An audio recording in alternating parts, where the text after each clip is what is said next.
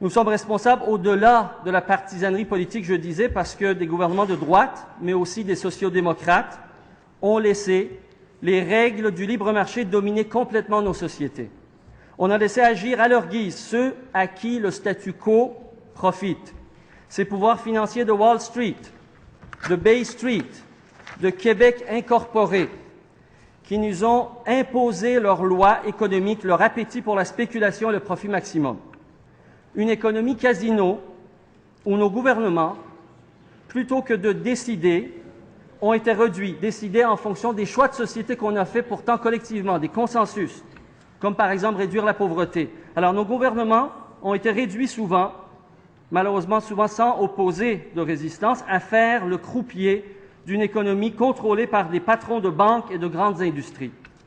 Nous avons accepté cela parfois par indifférence et parfois par apathie, mais nous avons sans doute été trahis par le fait que nous n'avons pas toujours été informés adéquatement de tout cela.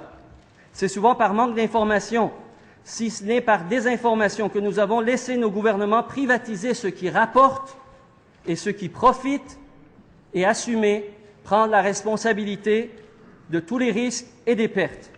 Il suffit de voir les risques que s'apprête à prendre le gouvernement sur les emprunts de firmes étrangères qui veulent construire le CHUM et l'Hôtel-Dieu de Québec, par exemple.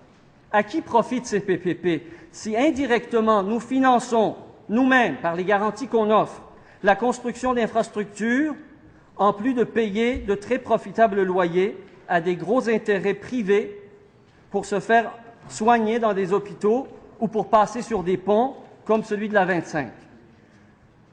Oui, Monsieur le Président, nous avons laissé nos gouvernements privatiser ce qui rapporte et ce qui profite et faire assumer aux contribuables les risques et les pertes.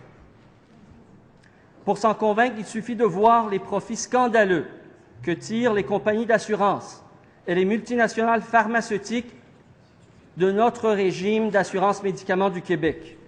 Comme médecin, je peux témoigner en long et en large là-dessus. Il suffit de se rappeler que les multinationales qui rasent nos forêts ont reçu plus d'aides et de cadeaux fiscaux qu'elles n'ont payé d'impôts et de redevances au peuple du Québec depuis 25 ans. L'Action boréale en a fait déjà la démonstration.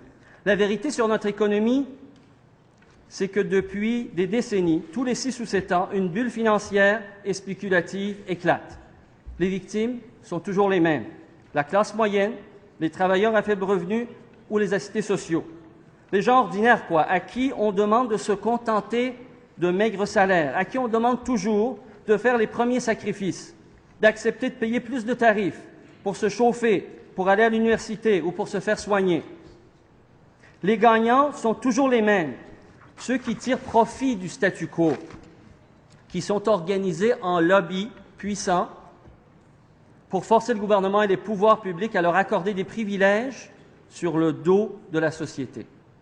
Ceux qui réclament sans cesse des baisses d'impôts qui ne soulagent en rien le fardeau des classes moyennes, qui subissent, eux, en retour, l'augmentation des tarifs des services publics. Monsieur le Président, notre peuple a le droit de savoir que les baisses d'impôts profitent d'abord aux plus riches.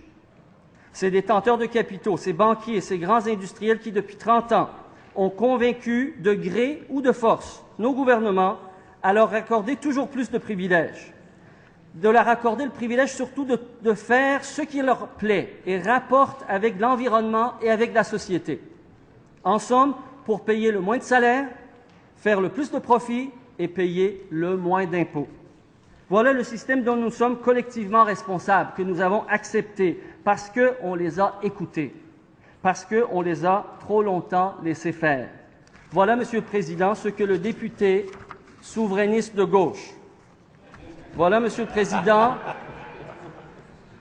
Président, je le répète pour le bénéfice de Monsieur le Premier ministre, ce que le député souverainiste de gauche a à dire au Premier ministre, c'est qu'il n'est pas obligé de continuer à écouter les mêmes puissances économiques qui nous ont depuis trop longtemps imposé des choix qui ne nous ont pas profité.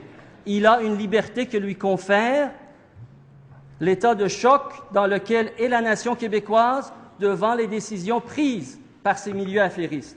Si le gouvernement pense sincèrement, comme l'a dit le Premier ministre, que cette double crise de l'environnement et de l'économie doit déclencher une véritable révolution de développement durable, alors là, le gouvernement ne doit pas nous imposer des coupures de services ou des hausses de tarifs.